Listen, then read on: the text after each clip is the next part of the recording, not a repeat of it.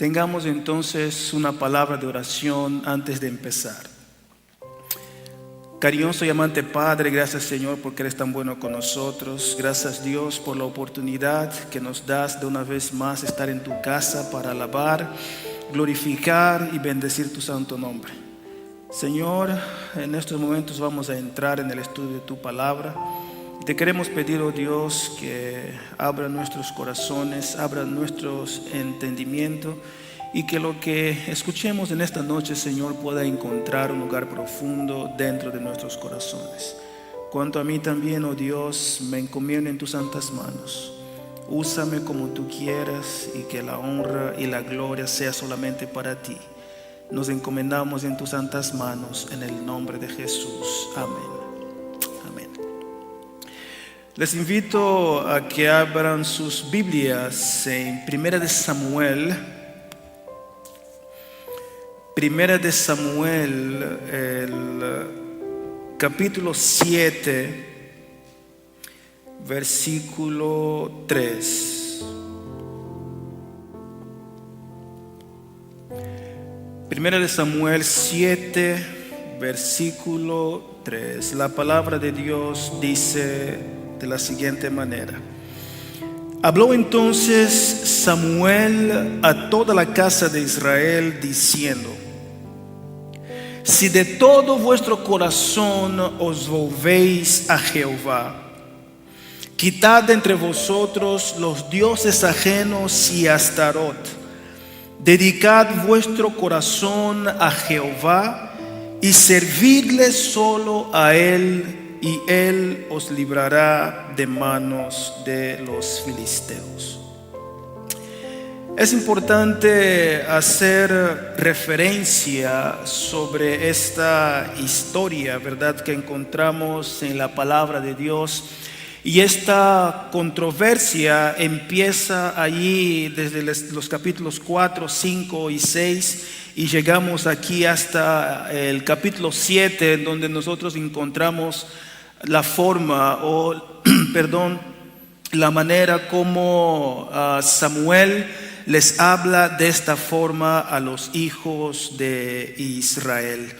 Y para darles un poco de contexto, ahí vamos a ver que el pueblo de Israel estaba acampado sobre un monte y también estaban los filisteos acampados del otro lado del monte, y en medio estaba el valle, estaba el campo de guerra en donde ambos grupos se encontraban para poder pelear.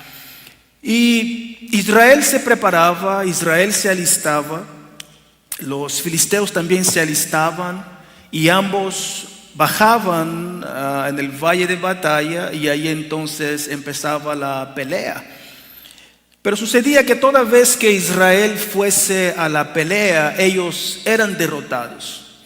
Siempre que ellos fuesen a la batalla, a la pelea, Israel salía siempre derrotado.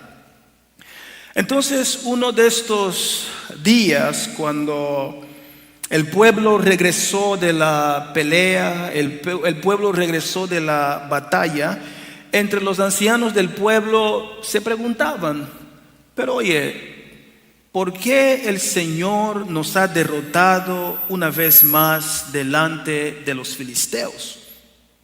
Y ese era el dilema, ¿no?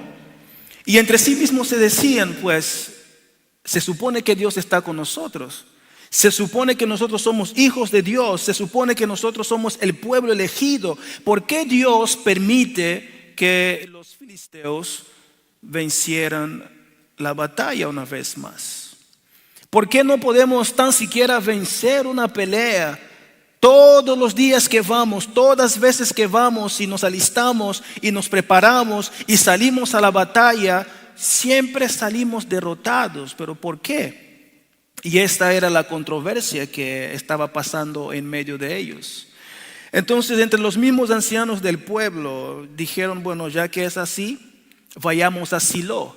Silo era una ciudad en donde estaba acampado el resto del pueblo, y a este valle solamente iban aquellos que iban a la pelea, ¿verdad? Los soldados, los guerreros. Entonces el pueblo estaba acampado en Silo y ahí en Silo estaba el arca de Dios. Entonces entre los ancianos del pueblo se dijeron, bueno, enviemos gente a Silo para traer el arca de Dios, para que el arca de Dios entonces vaya en medio de nosotros cuando salimos a pelear con los filisteos. Entonces los ancianos del pueblo mandaron gente a Silo y ahí ellos fueron, y en este grupo que fue a Silo para traer el arca de Dios, estaban allí también los dos hijos de Elí, Ofni y Fines, que estaban al frente del pueblo. Entonces ellos fueron para allá, recogieron el arca de Dios y lo llevaron al campamento de Israel. Sucedió entonces que en el momento que el arca de Dios llega en el campamento de Israel, el pueblo, al darse cuenta que el arca de Dios llegó en el campamento de ellos, era una alegría. El pueblo empezó a dar gritos de alegría y empezaron a brincar, y era una alegría tremenda que los filisteos que estaban acampados del otro lado del valle, ellos escucharon el ruido del pueblo, ¿verdad? La alegría, los gritos que daba el pueblo.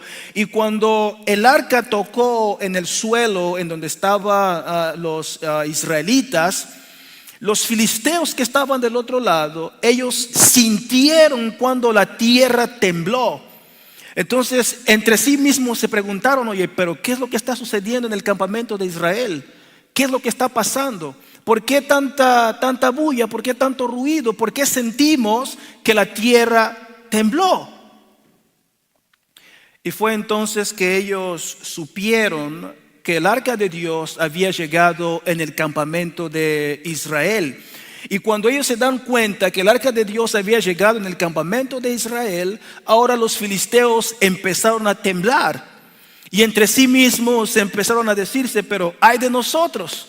Hasta ahora no había sido así. Ay de nosotros, ¿quién nos librará de manos de estos dioses? Decían ellos, de los israelitas. Estos son los dioses que han herido a Egipto con toda clase de plaga. ¿Quién nos librará de manos de ellos? Pero ellos se armaron de valentía y dijeron, no importa. A pesar de que la situación está así, pero no nos demos por vencidos. Alistémonos, preparémonos y vayamos a la pelea contra ellos para que nosotros no seamos esclavos de los israelitas, así como ellos han sido esclavos de los egipcios también. Entonces sucede que Israel de un lado se alistó para la pelea. Los filisteos del otro lado también se alistaron para la pelea. Pero en esta ocasión, ahora el arca de Dios iba en medio de Israel. Porque entre sí mismos se dijeron, ahora que el arca está en medio de nosotros, vamos a salir victoriosos. Ahora que el arca está en medio de nosotros, vamos a poder librar esta batalla. Entonces Israel se preparó, los filisteos también se alistaron y ambos grupos bajan al valle y allí empezó la gran batalla. Y la historia registra que en este día hubo una gran mortandad. De parte de los israelitas cayeron más o menos como de 30,000 hombres que fueron muertos. De parte de los israelitas, de los filisteos también murió una gran parte de sus soldados, ¿verdad? Y sucede que en este día Israel, a pesar de tener el arca de Dios en medio de ellos, una vez más fueron derrotados. Los dos hijos de Elí, Ofni y Fines, habían sido muertos y el arca de Dios había sido tomada por los filisteos. Entonces el pueblo salió corriendo, cada uno a sus carpas, a sus tiendas, huyeron todos y cada uno con pues sus vestes rotas, barro en sus cabezas, sangre en todas partes del cuerpo. Cada uno salió corriendo porque fueron derrotados una vez más. Y entonces sale un hombre de la tribu de Benjamín que pues él salió corriendo para ir a Silo, dar la noticia de lo que había sucedido. Y la historia registra que ese hombre salió corriendo a Silo y llegó este mismo día a Silo. Entonces el pueblo que estaba en Silo, los que estaban a la entrada, ¿verdad? Se dan cuenta que a lo lejos viene un hombre corriendo, viene un hombre lleno de barro en su cabeza, con sangre en el cuerpo. Entonces la gente curiosa, ¿verdad?, se acerca para poder saber qué es lo que había sucedido. Y ese hombre llega y la gente que está ahí lo frena y le pregunta: oye, ¿qué sucedió? ¿Qué pasó? ¿Por qué vienes así con sangre y con barro en tu cabeza? Y él entonces empieza a narrar lo que había sucedido. Y él empieza a decir: mira, fuimos a la guerra una vez más, fuimos a la batalla una vez más en contra de los filisteos. Israel una vez más fue derrotado. Los dos hijos de Elí, Ofni y Fines, han sido muertos y el arca de Dios ha sido tomada por los filisteos. Y entonces el pueblo escucha que Israel fue derrotado, no hicieron caso.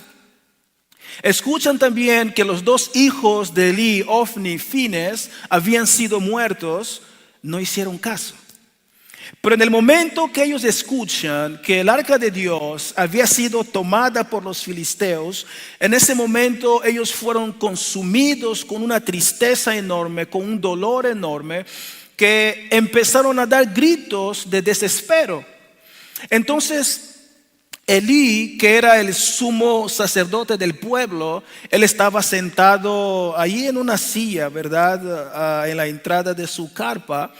Y él empieza a escuchar la bulla del pueblo, empieza a escuchar el desespero y el grito del pueblo. Entonces él pregunta: oye, pero ¿qué es lo que está sucediendo con el pueblo? Y ese hombre sale corriendo y va al encuentro de Elí para poder darle la noticia. Y él empieza a narrarle, ¿verdad? Elí solamente podría escuchar, pero ya no podía ver bien, porque él estaba avanzado en edad, de modo que sus ojos empezaron ya a oscurecerse, empezó a perder la visión. Entonces él ya no podía ver bien. Entonces este hombre va apresuradamente al encuentro de Elí y empieza a narrarle la historia también. Mira, Señor, fuimos a la pelea una vez más. Israel ha sido derrotado. Tus dos hijos, Ofni y Fines, han sido muertos. Y el arca de Dios ha sido tomada por los filisteos. Saben, hermanos, Elí escucha que Israel había sido derrotado, no hizo caso.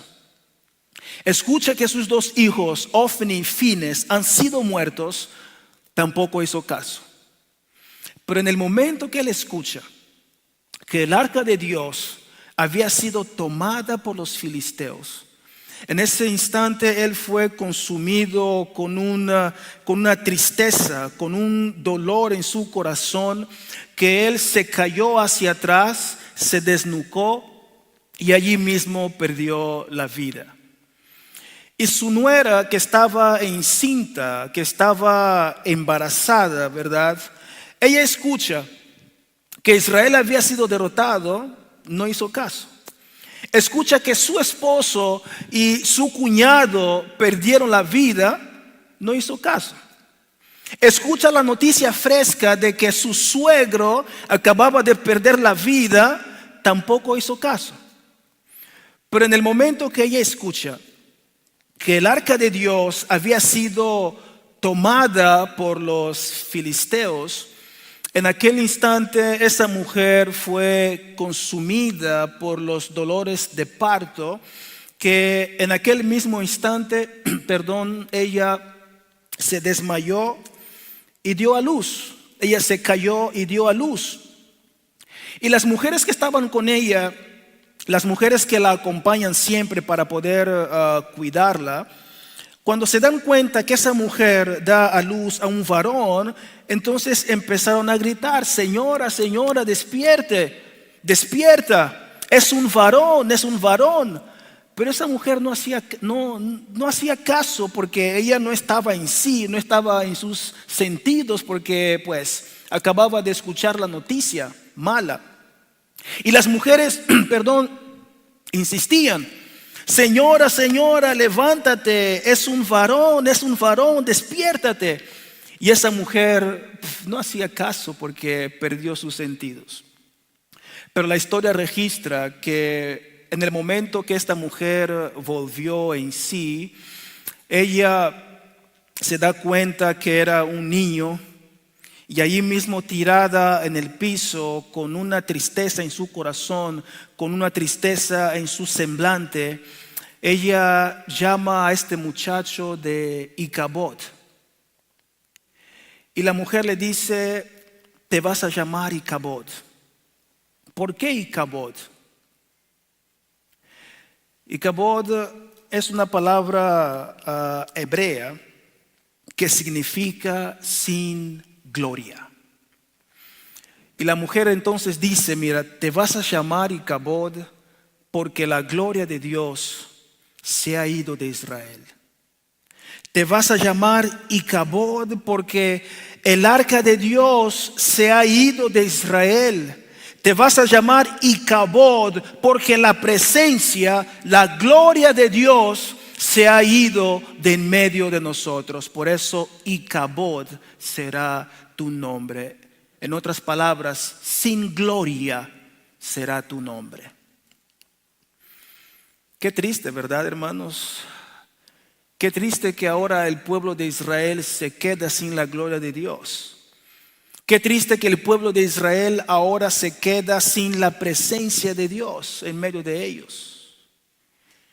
Saben, hermanos, esto nos hace pensar, esto nos hace ver que cuando la gloria de Dios se va de en medio de nosotros, estamos en problemas. Cuando la presencia de Dios se va de en medio de nosotros, estamos en problemas, en serios problemas. Y a veces podríamos pensar: pero ¿por qué Dios permite que los filisteos se llevaran el arca? ¿Por qué Dios permite que los filisteos, o mejor, los israelitas, sabiendo que son hijos de Dios, sabiendo que son sus hijos, por qué Dios permite entonces que ellos siempre, cuando se alistaban para ir a la pelea, para ir a la batalla, fuesen derrotados? Toda vez que se alistaban, ellos eran derrotados, y ahora Dios permite que el arca de Dios se fuera de en medio de ellos. ¿Saben, hermanos? Dios no habita en medio de la confusión. Por eso que su presencia, el arca que representaba la presencia de Dios, el arca que representaba la gloria de Dios, no pudo permanecer en medio de ellos. No pudo permanecer. Y hermanos, cuando la gloria de Dios se va de en medio de nosotros, cuando la gloria de Dios se va de nuestras vidas, estamos en serios problemas. Y a veces en el hogar, ¿verdad? Nos preguntamos: oye, pero ¿por qué mi esposa no me hace caso? ¿Por qué siempre estoy peleando con mi esposa? En el hogar a veces nos preguntamos: pero ¿por qué siempre estoy peleando con mi esposo? ¿Por qué nuestros hijos no nos hacen caso? ¿Por qué estamos pasando por esta situación? ¿Por qué estamos pasando por estos problemas? ¿Por qué sentimos que cada vez que intentamos hacer algo bueno, Satanás nos ataca, Satanás nos derrota? Hermano, quizás la gloria de Dios se ha ido de tu hogar. Por eso que ahora ustedes dieron entrada a que Satanás tomase control de vuestros hogares. Y en esta noche yo les quiero preguntar, ¿verdad? ¿Qué cosas en tu hogar, qué cosas en vuestros hogares están eliminando la gloria de Dios? ¿Qué cosas en vuestros hogares están apartando la gloria de Dios? ¿Qué cosas en tu matrimonio están apartando la gloria de Dios? ¿Qué cosas en tu vida personal están apartando la gloria de Dios? Y los jóvenes enamorados, ¿qué cosas en vuestros noviazgos están apartando la gloria de Dios?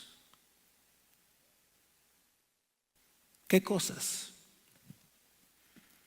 Haga un análisis. ¿Qué cosa en tu vida personal tú a lo mejor estás diciendo, pero yo trato de buscar a Dios, pero no lo siento? Trato de orar, pero no siento la presencia de Dios. Intento hacer esto, no siento la presencia de Dios. ¿Qué cosa en tu vida personal está apartando la gloria de Dios, la presencia de Dios en tu vida? ¿Qué cosas? ¿Qué cosas? Saben, hermanos, la historia relata que cuando sucedió esto, Israel estaba sufriendo por mucho tiempo. Y en donde quiera que ellos fuesen, ellos tenían problemas. Cuando intentaban una batalla, ellos eran derrotados. Cuando salían a librar batallas, siempre salían derrotados. Intentaban hacer algo, ellos no progresaban. Y la historia dice que aproximadamente 20 años, para ser exactos, Israel estaba sufriendo tremendamente. Israel estaba vulnerable a otros pueblos. Israel era esclavo de otros pueblos y ellos no vivían en seguridad. No tenían confianza a donde quiera que ellos fuesen. 20 años sufriendo de esta forma, 20 años sin tener la presencia de Dios en medio de ellos. Ahora, cuando el pueblo se da cuenta de la situación que estaba viviendo, cuando el pueblo se da cuenta que Dios ya no estaba en medio de ellos, que Dios ya no los guiaba, que Dios ya no los acompañaba, entonces ellos empezaron a preocuparse. Y ellos ahora empiezan a anhelar la presencia de Dios en medio de ellos. Empiezan a suspirar a Dios en medio de ellos. Y cuando se dan cuenta que Dios no estaba en medio de ellos, entonces ellos corren a Samuel y le dicen: Samuel, ¿qué podemos hacer para volver a tener la presencia de Dios? ¿Qué podemos hacer para volver a tener la gloria de Dios en medio de nosotros? Y fue lo que nosotros leímos aquí en el capítulo 7, versículo 3, nuestra lectura bíblica. Entonces, cuando el pueblo se da cuenta de que Dios ya no estaba en medio de ellos, ellos corren a Samuel y hablan con Samuel: Samuel, ¿qué podemos hacer para que Dios vuelva a estar en medio de nosotros? Y Samuel les dice: si ustedes piensan así, entonces, versículo 3. Habló entonces Samuel a toda la casa de Israel diciendo: si de todo vuestro corazón os volvéis a Jehová. Hermanos, noten aquí en el texto que Samuel pone una condición. Hay una palabra, una expresión aquí en este texto que condiciona todo el texto. Entonces Samuel le dice: si de todo vuestro corazón, si realmente ustedes quieren ver a Dios en medio de nosotros, si realmente ustedes anhelan a Dios en medio de vosotros, de todo vuestro corazón, si ustedes se vuelvan a Jehová. Hay elementos aquí en donde tenemos que estar atentos para poder percibir bien qué es lo que está pidiendo o qué es lo que les está diciendo Samuel aquí en el texto. Entonces Samuel les dice: si de todo vuestro corazón os volvéis a Jehová, quitad ¿qué cosa? ¿Me están siguiendo, hermanos? Quitad de entre vosotros los dioses ajenos y Astarot. Los dioses ajenos eran los ídolos. Astarot era el mismo diablo, el mismo Satanás. Entonces Samuel les dice: quitad de entre vosotros los dioses ajenos y Astarot. Dedicad vuestro corazón a Jehová y servidle solo a él, y él os librará de manos de ¿quiénes? De los filisteos. Miren qué es lo que está diciendo Samuel aquí. Hermanos, el pueblo Israel, ellos habían sido llamados para representar a Dios ante todas las naciones. Sin embargo, no lo hicieron. En lugar de ello, empezaron a prostituirse, desobedecieron a Dios por completo. Y lo más grave que Israel estaba haciendo, ellos estaban sirviendo a otros dioses. Y aquí es en donde podemos llamar de adulterio espiritual. Israel estaba prestando culto al mismo Satanás, hermanos. Después de ver la presencia de Dios en medio de ellos, después de ver la gloria de Dios en medio de ellos, pero aún así Israel estaba prestando culto de adoración a Satanás también. Por eso que a pesar de que ellos eran el pueblo de Dios, a pesar de que ellos iban a donde iban porque Dios tenía misericordia, pero llega un momento, llega un punto en donde Dios dice: ¿sabes qué? Yo tengo que permitir que algo pase para que este pueblo se vuelva a mí. Por eso que Dios permitió que los filisteos se llevaran el arca. Por eso que Dios permitió esto. Ahora, Israel, después de pasar 20 años sin la presencia de Dios, ahora ellos empiezan a sentir esa falta de Dios en sus vidas. Y cuando corren a Samuel, entonces Samuel les da instrucciones. Mira, si ustedes realmente quieren volver a sentir la presencia de Dios de todo vuestro corazón, empiecen a eliminar estos dioses, empiecen a eliminar estos baales. Y cuando ustedes hagan esto de todo vuestro corazón y solamente sirvan a Dios, entonces el Señor va a estar con vosotros.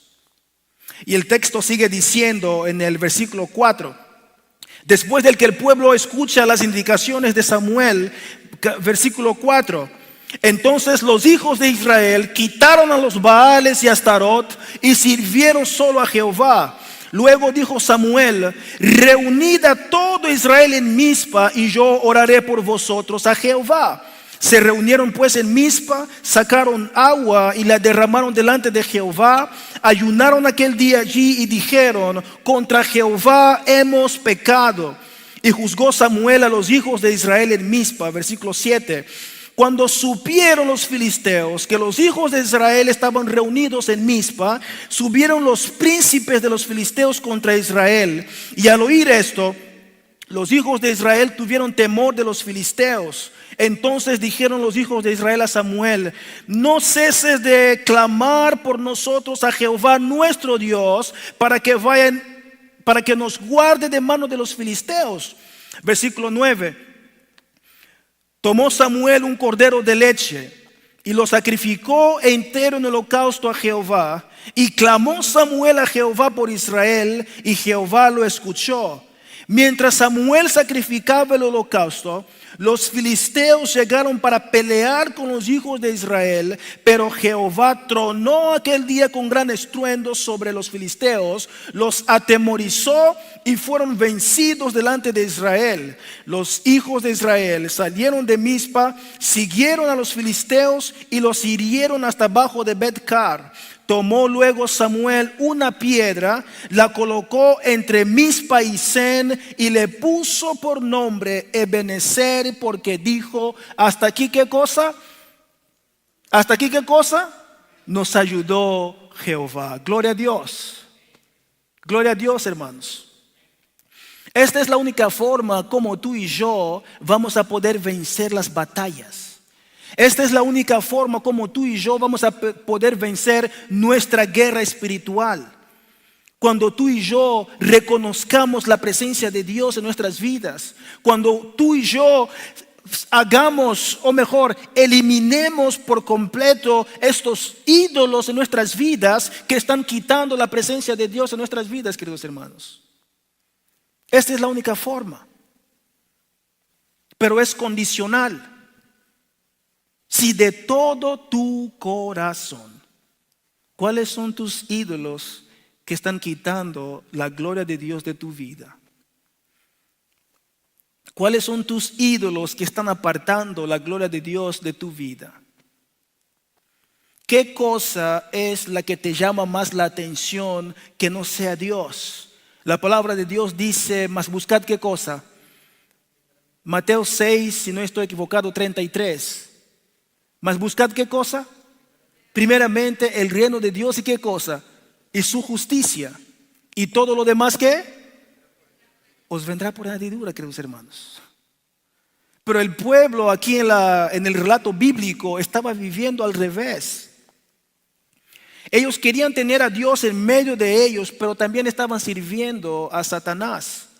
Estaban adorando a los Baales, a los dioses ajenos. Después de tener la presencia de Dios, después de ver los milagros de Dios en sus vidas, después de ver cómo Dios los guiaba y los acompañaba a todos los lados, pero el pueblo aún así estaba sirviendo a otros dioses. Y hermanos, ¿será que tú también, a pesar de que tú dices que eres cristiano, a pesar de que tú dices que eres hijo de Dios, ¿será que tú también no estás sirviendo a otros dioses?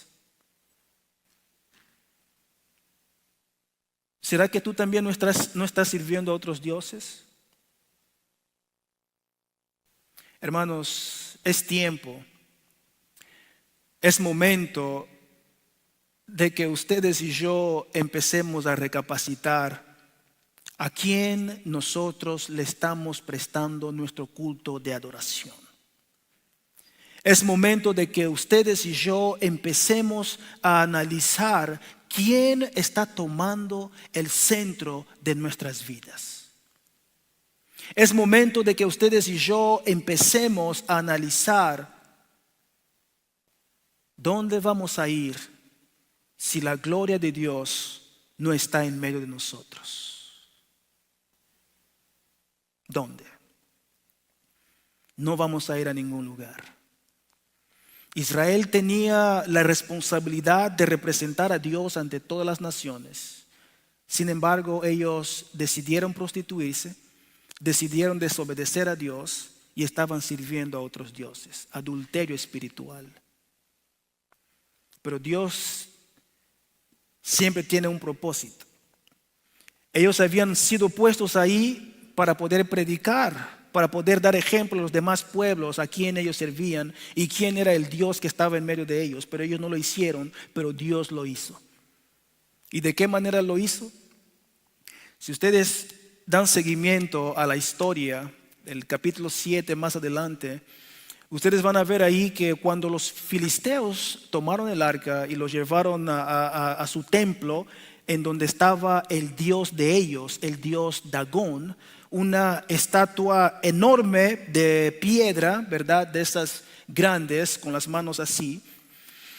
Cuando los filisteos toman el arca de Dios, ellos la llevan a su templo de adoración y lo ponen cerca en donde estaba el dios de ellos, que era el dios Dagón, una estatua enorme de piedra. Entonces, cantando victoria, hemos vencido la guerra, hemos vencido la batalla, y ellos llegan y ponen el arca justamente enfrente de donde estaba Dagón, con las manos así en seña de adoración. ¿Y qué hicieron ellos? Se fueron a dormir descansados y felices que habían librado una batalla con los israelitas. Pero saben, cuando ellos se despertaron en la mañana, ellos fueron a su templo para prestar culto a su Dios y dar gracias por el libramiento que ellos tuvieron contra los israelitas. Pero cuando ellos entran en el templo, ellos se dan cuenta que Dagón no estaba en su lugar. La estatua esa de piedra tan grande se cayó, y la forma como esta estatua se cayó, con las manos así, ¿verdad?, enfrente del arca de Dios, y ahí estaba Dagón así caído en señal de adoración al arca de Dios, a la presencia de Dios. Y ellos dijeron, pero eso es raro. ¿Cómo pudo pasar esto?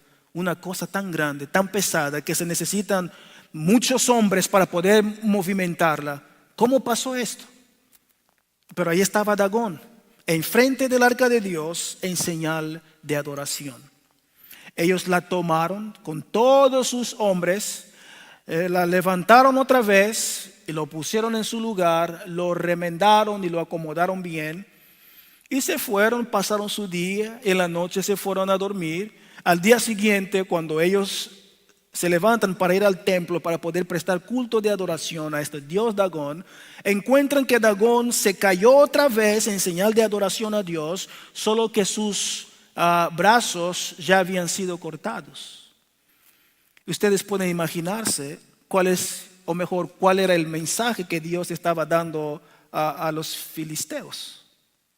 Que Él es el único Dios que debe de ser adorado. Nadie más, hermanos. Dios es el único Dios que debe de ser prestada nuestra adoración. Y cuando los filisteos empezaron a ver estas cosas sucediendo dentro de su propio templo, y que Dagón se cayó por 2 veces y que casi se destruye, entonces ellos ahora empezaron a temblar. Ya no querían tener el arca de Dios en medio de ellos. Y empezaron a buscar métodos, empezaron a buscar formas para poder deshacerse del arca de Dios, porque les estaba causando problemas. Y ellos tomaron este arca y lo enviaron a otro pueblo, y el arca de Dios llegó en otro lugar también en donde estaba otro pueblo. Y cuando llega en este lugar, también hace con que ese lugar se vuelve, podemos llamar locos, ¿no? Estaba causando estragos en donde llegaba. Y en este lugar también, cuando se dan cuenta que el arca de Dios estaba causando un problema en medio de ellos, ellos también querían deshacerse del arca. Toman el arca y lo mandan a otro pueblo, y el arca de Dios llega a este pueblo y lo mismo sucede. Entonces, ¿qué hicieron? Ahora toman caballos, esos caballos que tienen carrocerías, sí, así se dice, ¿verdad? Esos caballos que están jalando, ¿es carrocería? ¿Se dice así? Un carruaje, gracias. Entonces ellos toman esto y ponen el arca de Dios ahí y mandan con regalos en dirección en donde estaba el pueblo de Dios. Y cuando el arca de Dios vuelve otra vez al pueblo de Israel, era una alegría, queridos hermanos. Y esto es una lección para nosotros. Y aquí podemos ver, hermanos, que con la presencia de Dios no se juega. La presencia de Dios se debe respetar cuando estamos en la iglesia, cuando estamos en la casa. Nuestros cuerpos, hermanos, son templos del Espíritu Santo. Dios habita en nosotros. Tenemos que respetar nuestros cuerpos. Nosotros somos llamados para poder llevar el mensaje a todo el mundo. Pero ¿qué estamos haciendo, queridos hermanos?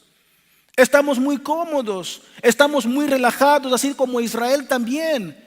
Habían sido llamados para representar a Dios ante todas las naciones, pero empezaron a prostituirse, empezaron a servir a otros dioses, se desviaron del propósito por el cual Dios les había llamado, queridos hermanos. Y desafortunadamente hoy día también estamos así. Estamos tan relajados en nuestras vidas, estamos viviendo un cristianismo mediocre, un cristianismo light, un cristianismo en donde no nos importamos con las cosas de Dios. Desafortunadamente así hoy día estamos, y ese país es una trampa para muchos de nosotros, porque nos está acomodando a un estilo de vida que nos va a llevar a la perdición, queridos hermanos, si nosotros no nos despertamos. Por eso, queridos hermanos, necesitamos despertar, y hoy es el momento de despertar. No mañana, no pasado mañana. No que tengo que concluir mis planes, tengo que concluir mis proyectos, tengo que hacer esto. Hermanos, hoy es el momento, no mañana. Y la forma como vamos a poder ser victoriosos, queridos hermanos, es, ahí está en el versículo 3, servir a Dios de todos nuestros corazones.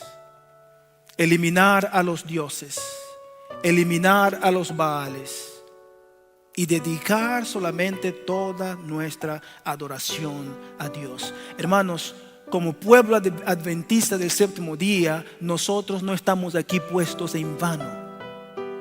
Tenemos una misión que cumplir. No podemos estar relajados, no podemos estar descansados, queridos hermanos. Necesitamos despertarnos, y hoy es el momento, queridos hermanos. El Tratado de Teología de la Iglesia Adventista del Séptimo Día, tomo 19, página 980, dice: el mensaje de los tres ángeles de Apocalipsis 14, 6 al 12 expresa el llamamiento final del cielo a toda la gente de la tierra para que renuncie cada forma de idolatría y falsedad y adore al Creador y acepte su evangelio eterno. En vista de la amenaza final del anticristo, Dios requiere una fidelidad doble: fidelidad al testimonio de Jesús y obediencia a los mandamientos de Dios. Hermanos, Apocalipsis 14, 13, 6 al 12, nos expresa el último llamamiento final para que renunciemos toda idolatría y que adoremos solamente a Dios, que aceptemos el mensaje de Dios, si tú y yo queremos ser salvos. Y Testimonios para la Iglesia, tomo 9, página 24, dice: en un sentido muy especial, los adventistas del séptimo día han sido colocados en el mundo como centinelas y transmisores de luz. A ellos ha sido confiada la tarea de dirigir la última, escuchen bien, queridos hermanos, a ellos ha sido confiada la tarea de dirigir la última amonestación a un mundo que perece. La palabra de Dios proyecta sobre ellos una luz maravillosa. Una obra de la mayor importancia les ha sido confiada: proclamar los mensajes del primero, segundo y tercer ángeles. Ninguna otra obra puede ser comparada con esta, y nada debe desviar nuestra atención de ella. Gloria a Dios, queridos hermanos. Y aquí podemos ver una vez más que nosotros somos un pueblo peculiar, hermanos. Somos un pueblo único. Somos un pueblo diferente. Y a pesar de que nosotros no queremos hacer la voluntad de Dios, pero Dios quiere que nosotros seamos el pueblo que cumpla la promesa. Dios quiere que nosotros seamos el pueblo que llevemos el mensaje a un mundo que perece, hermanos. Por eso no podemos estar descansados. No podemos estar durmiendo. No podemos seguir en nuestra idolatría. No podemos idolatrarnos a nosotros mismos. No podemos negar el evangelio eterno, mis hermanos. Es hora de que el cambio empiece con nosotros, hermanos. Porque si el cambio empieza con nosotros, entonces será fácil poder llevar el mensaje a aquellas personas que no conocen a Dios. Y cuando el mensaje llegue a estas personas que no conocen a Dios, entonces ¿qué cosa vendrá? ¿Qué cosa vendrá? Vendrá el fin. Hermanos, unámonos, llevemos el mensaje para que Jesús venga pronto. Yo ya estoy cansado de estar en este mundo. Yo quiero que Jesús venga pronto. Pero tengo que hacer de mi parte, tengo que llevar el mensaje, tengo que vivir un estilo de vida cristiano para poder dar ejemplo a los demás allá afuera. Mi ejemplo como ser humano adventista del séptimo día es una predicación. La gente ve en nosotros, cuando nosotros vivimos un estilo de vida a lo que Dios nos pide para vivir, la gente ve Cristo en nosotros sin siquiera abrir la boca, queridos hermanos. sin siquiera abrir la boca. Por eso que nuestro vivir, hermanos, habla mucho. Nuestra forma de ser, hermanos, habla mucho. Por eso debemos de tener mucho cuidado con esto, para no caer en el mismo error de los israelitas, que habían sido llamados para ser un pueblo peculiar, un pueblo diferente, representar a Dios ante todas las naciones, pero se alejaron de los caminos de Dios. Hermanos, Jesús viene muy pronto. Amén. Quieras o no, Jesús viene pronto. ¿Y dónde estarás tú cuando suceda este evento? ¿Dónde estarás tú? ¿Dónde estarás tú cuando Jesús se manifieste en las nubes del cielo? ¿Dónde estarás? Oh, hermanos, es mi deseo que ustedes y yo nos despertemos. Hoy es el momento, no mañana, no pasado mañana, sino que hoy es el momento de eliminar a los baales de nuestras vidas. Hoy es el momento de eliminar a los ídolos de nuestras vidas. Hoy es el momento de aceptar el evangelio eterno. Hoy es el momento para que llevemos el mensaje de luz a un mundo que perece. Hoy es el momento, queridos hermanos, de aferrarnos más en las cosas de Dios. Mi deseo grande en esta noche, hermanos, es que realmente empecemos a prepararnos. Empecemos a prepararnos porque falta muy poco. Y este evento será en un abrir y cerrar de ojos. Y si no estamos tomando el tiempo para prepararnos a nosotros y a nuestras familias, entonces en vano estamos viviendo, hermanos. En vano estamos aquí en este mundo. El cristiano que está preparado es aquel que sabe que no cuenta con el día de mañana, porque nadie conoce el día de mañana. El día es hoy. El momento es hoy y ahora. Por eso, hermanos, es mi deseo que el Señor nos pueda bendecir grandemente. Que este evangelio que cada uno de nosotros hemos recibido en nuestras vidas pueda empezar a surtir efectos. Y que este evangelio, hermanos, no se quede solamente con nosotros, sino que salgamos, vayamos y llevemos este mensaje. Asegurémonos de los que vivan en nuestros hogares conozcan el mensaje. Cuando la casa nuestra conozca el mensaje, entonces salgamos a las calles para poder llevar el mensaje a aquellas personas que no conocen. Es mi deseo que el Señor te bendiga grandemente y que este mensaje, hermano, que no te entre por aquí y te salga por acá, sino que tú y yo podamos realmente aprender lecciones de este pasaje que acabamos de estudiar. Y cuando tú y yo pongamos esto en nuestras vidas, cuando tú y yo pongamos esto en nuestros corazones, hermanos, ustedes van a ver cómo Dios nos va a bendecir grandemente.